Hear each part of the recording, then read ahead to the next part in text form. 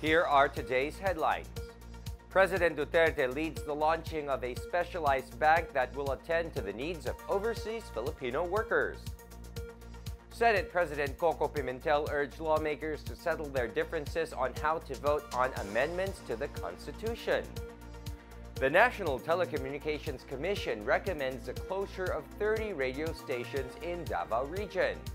And a social worker and former sweepstakes vendor is chosen to represent the LGBT in the Philippine Commission on the Urban Poor. Good day. I'm William Theo. Welcome to the PNA Newsroom.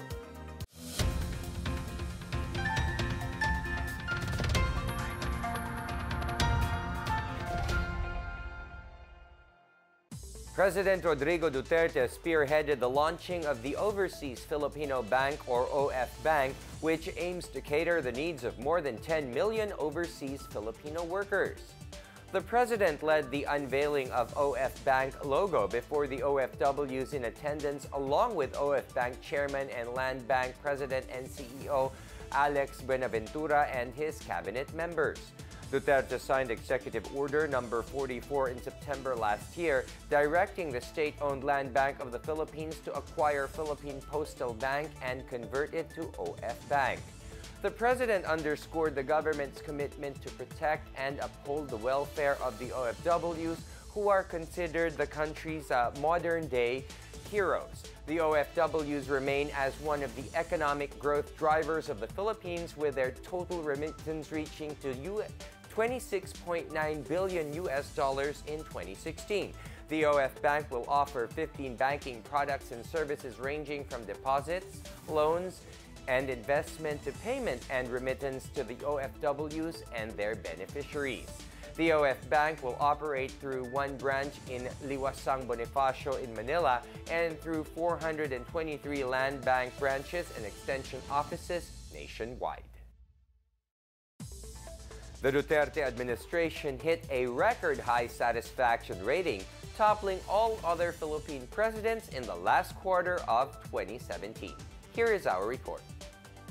Malacanang welcomed the results of an opinion survey showing the Duterte administration getting a record-high net satisfaction rating in the last quarter of 2017. The latest social weather stations, or SWS survey, showed an excellent net satisfaction rating of the Duterte administration at plus 70, or 12 points higher than in September. 79% said they were satisfied with President Duterte, 12% were dissatisfied, and 9% were undecided. Presidential spokesperson Harry Roque said the administration's rating is also the highest received in the last 28 years. It surpassed the highest record achieved by the Aquino administration in June 2013, which was at 66, or very good.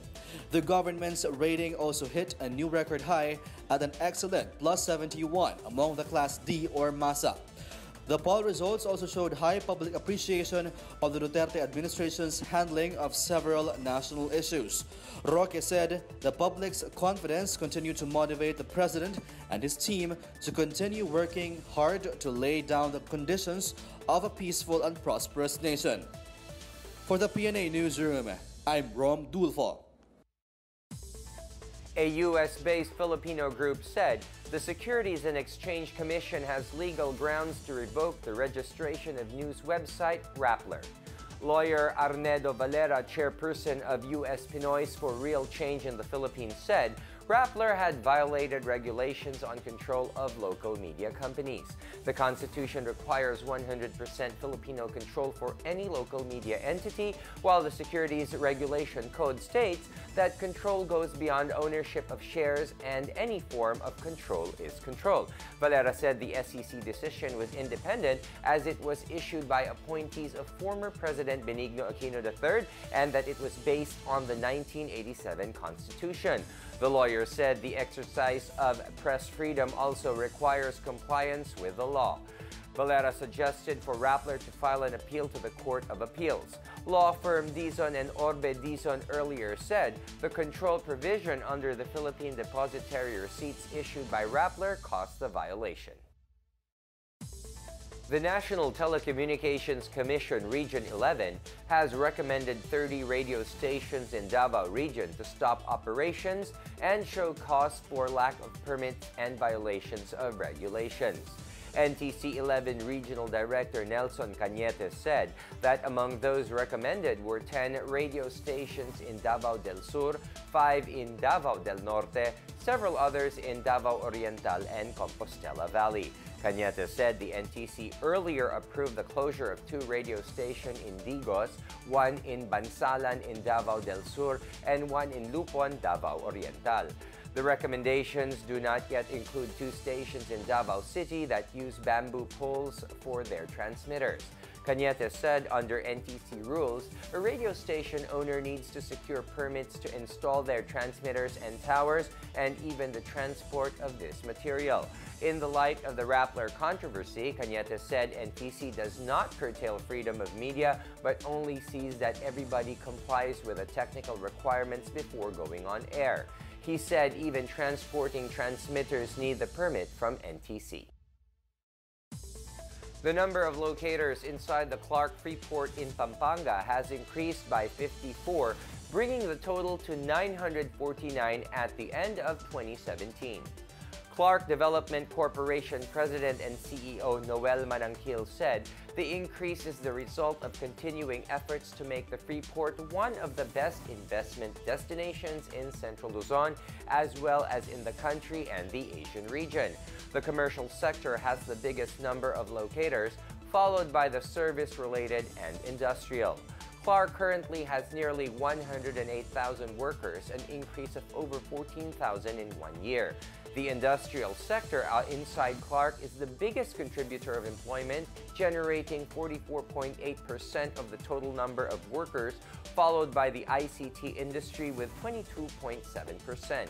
The exports volume from January to December last year totaled $503 billion, as against the exports volume recorded in 2016, which was pegged at $3.32 billion. The volume does not include the $1.43 billion generated by Texas Instruments in 2017. The Philippine Travel Agencies Association appealed for the Department of Foreign Affairs to reconsider the removal of accredited travel agencies' reserved slots for passport appointments. PTAA President Marlene Hante stressed that their slot allotments is not large enough to account for the serious backlogs in passport applications. Hante said that they support the drive of the DFA in weeding out unscrupulous individuals selling bogus appointments for the processing of passports. She said the PTAA encourages people to patronize only duly accredited travel agencies in renewing or applying for their passports. In January of 2012, accredited travel agencies were given 1,000 daily allocated volume of appointments. A few months later, the Office of Consular Affairs accepted applications for renewal and accreditation from travel agencies. Hante said this partnership worked between the government and private companies in providing Filipinos with passports. On January 12, DFA Secretary Alan Peter Cayetano reiterated the removal of 1,200 slots in DFA Asiana previously reserved for travel agencies. Still to come, Senate President Coco Pimentel urged lawmakers to settle their differences on how to vote on amendments to the Constitution. President Duterte vows to push for the early passage of the Bangsamoro Basic Law. These and more when the PNA Newsroom continues.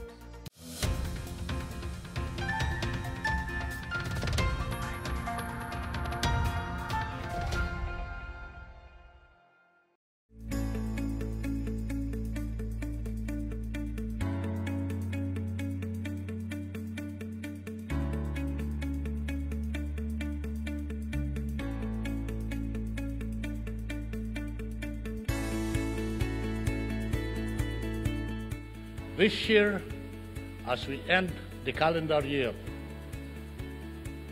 AIA and the 3 terminals and other airports in the country has been lifted out of the worst airports. I like the things that are there now. But kung ito, I'm sure it's a huge leap in the improvement of the services regarding security and surveillance. Very good.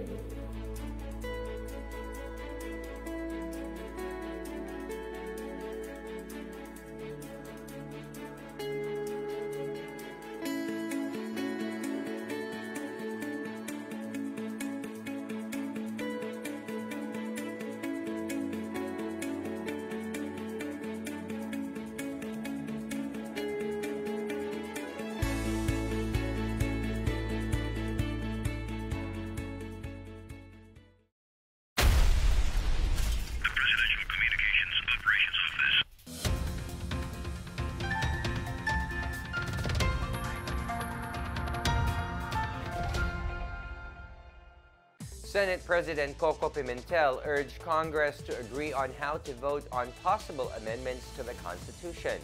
Both chambers are divided as to how to proceed with charter change.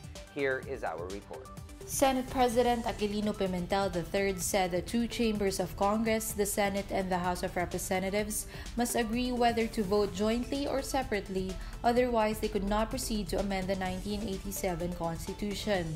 Pimentel said both chambers have to follow the same procedure to have proposed amendments to the Constitution, otherwise they cannot propose amendments. Senator Panfilo Lacson on Monday filed a resolution asking the Senate to convene into a constituent assembly and vote separately. Meanwhile, the House adopted the resolution to convene in a CONAS and vote jointly. Pimentel said that he would wait until the Senate received a copy of the House resolution before making any efforts to act upon it. He meanwhile reiterated that the consensus of the Senate during Tuesday's caucus is to vote separately. The Senate had finished the third hearing into charter change or cha-cha. During the Senate hearing, most legal experts, including two former Supreme Court Chief Justices, Hilario Davide Jr., Renato Puno, and former Senate President Aquilino Pimentel Jr. agreed that voting should be done separately. Davide, however, insisted that cha-cha was unnecessary. Puno and Pimentel were both in favor of amending the Constitution, but via Constitutional Convention and not CONAS. For the PNA Newsroom, I'm Philippine Cervantes. President Rodrigo Duterte is ready to issue an executive order for the passage of the Bangsamoro Basic Law if Congress fails to accomplish it. Presidential advisor on the peace process, Jesus Dureza, said the president has reassured the Moro Islamic Liberation Front that he would push for the early passage of the law ahead of the shift to federalism. The advisor also welcomed the act of Senator Miguel Zubiri to adopt the working draft of the Bangsamoro Transition Commission bill in the resumption of the Senate hearings. Zubiri withdrew the old version of the BBL bill he had previously filed in Congress. Dureza further welcomed Zubiri's announcement that he is set to hold the initial round of the public hearings for the BBL in the autonomous region of Muslim Mindanao and other areas. The senator earlier said the Senate would conduct a hearing on the BBL by January 25 to 26, while the lawmakers target to pass the bill before the Senate adjourns in March 2018. The government is offering a 10-year dollar-denominated global bond to support increased government spending this year. Here is our report. The Philippine government announced its latest 10-year global bond offering, which will be issued with a swap offer for 14 series of bonds maturing between 2019 and 2037. In a statement from the Bureau of Treasury, the government said the settlement is expected to be done on February 1, 2018. Under the government's 2018 program, 80% of its financing will be sourced from the domestic market, while the rest will come from offshore creditors.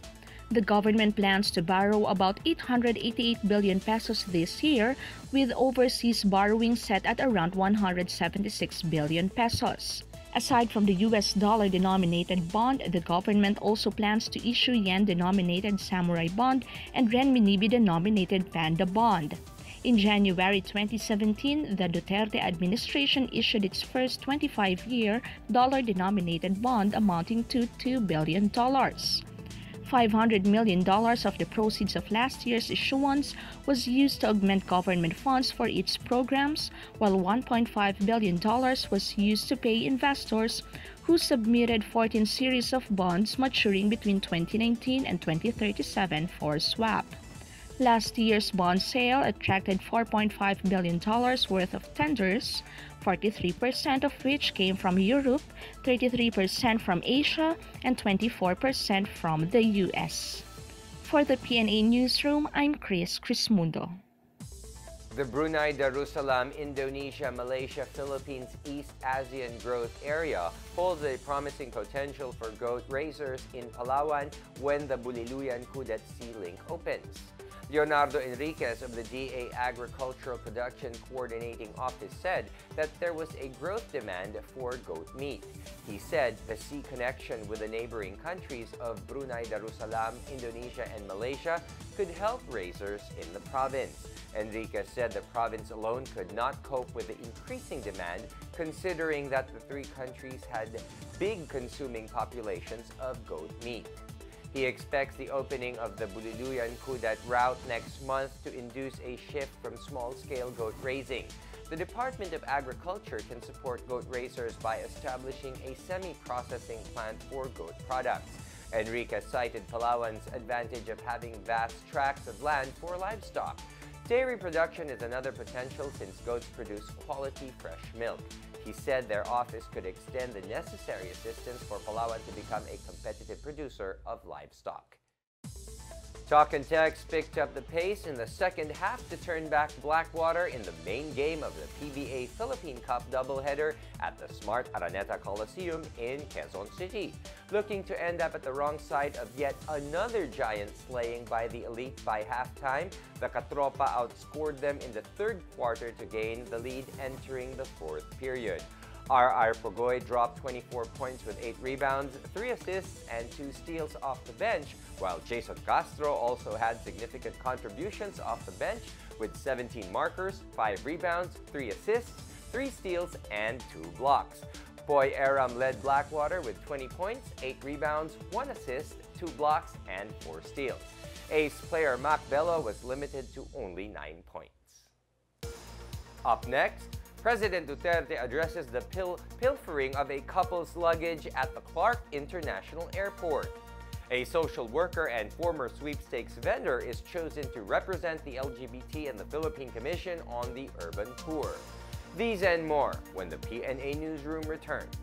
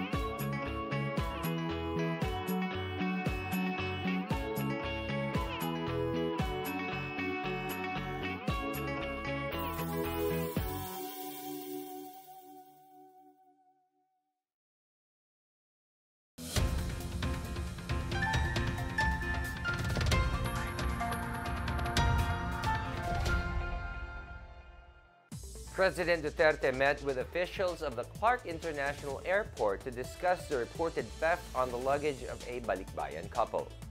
Jovinal de la Cruz and Rosemary Verzosa discovered that their luggage were already pilfered upon claiming at the Clark International Airport. The culprits in the incident are already facing charges. The president personally extended his apologies to the couple and assured that the incident will not happen again. He said heads will roll should he receive another report of luggage theft from any of the country's airports. Meanwhile, a senator proposed establishing an action desk to help address luggage pilferage at the Ninoy Aquino International Airport and other major airports in the country. Senate President pro tempore Ralph Recto stressed that setting up what he called the Duterte Action Desk, or DAD, will hopefully prevent baggage theft in NAIA. The senator pointed out that airport managers should give as much attention to pickpockets as much as they give to terrorists and hijackers. The Davao City Chamber of Commerce and Industry are in talks with Japan-based travel operators for Davao-Tokyo connectivity. Chamber President Arturo Milan said the travel operators took the interest of establishing a Davao-Tokyo connection after Prime Minister Shinzo Abe visited the city last December 2017. He said what these business operators really want is to expand a direct flight from Davao to Tokyo. Milan suggested to promote the Davao-Tokyo connection before the Kadayawan Festival or between the summer months in March to May. He said the interest is there considering that the Japanese come to Davao City yearly for a sentimental journey where their ancestors settled in Mintal, which is Davao City's Little Tokyo. In the 2017 tourist arrivals in Region 11, the Japanese ranked second among foreign visitors in Davao City, with the United States at first place and Koreans at third. Milan said they will invite the Davao City Tourism Office on their next meeting. Organizers of the Ironman 70.3 Triathlon are set into the final dash of the preparations for the March event in Davao City. City Tourism Chair Councilor Al Ryan Alejandre said the city is 80% ready for the hosting of the triathlon that is expected to draw local and foreign athletes. He said the city government met with local officials of Panabo City, Tagum City, and the town of Carmen in Davao del Norte, where cyclists would pass. He said traffic would be rerouted due to the closure of roads from Azuela Cove in Lanang to Tagum City. Meanwhile, swimming event organizer Sunrise Events has made changes to prevent drowning incidents such as deployment of divers. Alejandra noted that the participants will swim in batches to avoid overcrowding. The Ironman 70.3 Davao is a special event to celebrate the 10th anniversary of Ironman in the Philippines. About 1,800 participants have registered for the prestigious triathlon event. A social worker from Davao City has been chosen to represent the LGBT community as a commissioner of the Philippine Commission on the Urban Poor. The former sweepstakes vendor is thankful of the opportunity he was given to serve the country. Here is our report. The LGBT community will have its voice in the Philippine Commission on the Urban Poor after its Davao representative is appointed by President Rodrigo Duterte as one of the new commissioners. Norman Baloro, a district coordinator at the Davao City Social Service and Development Office, said he is overwhelmed of the chance to work with the president. Baloro said he could not believe that from being a sweepstakes ticket vendor at San Pedro Cathedral, he will now be a public official who will serve the people at the national level. Serve as my appointment, but I just heard it on news. No, I don't even open my FB account, but some of my friends congratulated me. So I think I should be happy for this. No, I'm blessed enough. I was given a great opportunity to work with the Office of the President, especially that it's really my dream to really be of help for others, especially that I'm under the PCUP, or the Presidential Commission for the Urban Poor. The 34-year-old Baloro finished a Bachelor of Science in Social Work degree at the University of Mindanao. He worked for almost 15 years in CSSDO and started his career as social worker in 2004. Baloro was awarded as the most outstanding district head of CSSDO in 2014. His district was also awarded as the most performing district for being efficient in delivering services to its constituents from 2014 to 2016.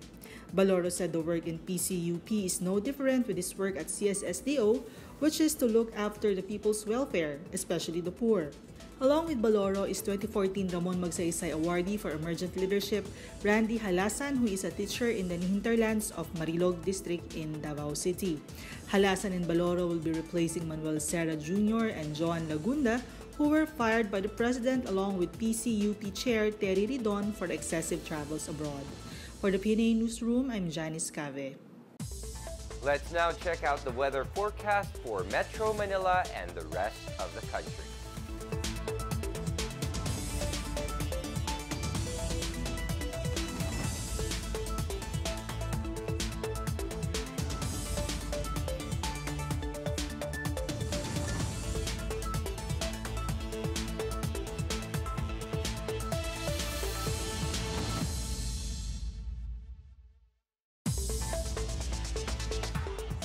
President Duterte has ordered the termination of airport services provider Miascor Aviation Services following the baggage theft incident at the Clark International Airport. Duterte also ordered Miascor officials to release a public apology. Manila International Airport Authority General Manager Ed Monreal, meanwhile, said they will no longer renew its lease and concession agreement with Miascor. The contract ended last March 31, 2017. 6 Miascor personnel faced theft charges for pilfering the contents of an OFW's baggage. For the PNA Newsroom, I'm Giselle Danganan. And here's another look at today's headlines. President Duterte leads the launching of a specialized bank that will attend to the needs of overseas Filipino workers. Senate President Coco Pimentel urged lawmakers to settle their differences on how to vote on amendments to the Constitution. The National Telecommunications Commission recommends the closure of 30 radio stations in Davao Region. And a social worker and former sweepstakes vendor is chosen to represent the LGBT in the Philippine Commission on the Urban Poor. Thank you for watching another episode of the PNA Newsroom. To check out these and other stories, visit the PNA website or follow the Philippine News Agency on Facebook and Twitter. And that's your daily dose of the hottest news and the latest information that you need to know from the PNA Newsroom. I'm William Theo. Good day.